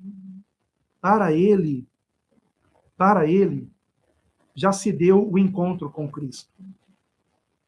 Então, mais importante que nós tentarmos calcular quando se dará o arrebatamento, é não nos esquecermos que ainda hoje, qualquer um de nós pode se encontrar com o Senhor.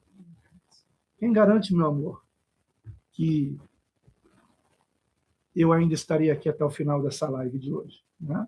Ou eu. Ou você, ou qualquer um de nós. Quem garante? Então, o mais importante é o seguinte: como está a nossa consciência com Deus, com o próximo, com o nosso semelhante? Nós estamos em Cristo, de fato, porque quem está em Cristo pratica os seus ensinamentos. Nós realmente liberamos o perdão a quem nós temos que perdoar. E a quem nós temos que perdoar? A qualquer pessoa que tenha nos feito mal. E é claro que ao longo da vida muitas pessoas nos fizeram mal. Mas importa que oremos e peçamos: Senhor, limpa o meu coração, que não haja mágoa, ressentimento. Nós estamos realmente querendo fazer o bem. Temos o prazer em fazer o bem. Estamos procurando ajudar a quem precisa, não perdendo a oportunidade de fazê-lo.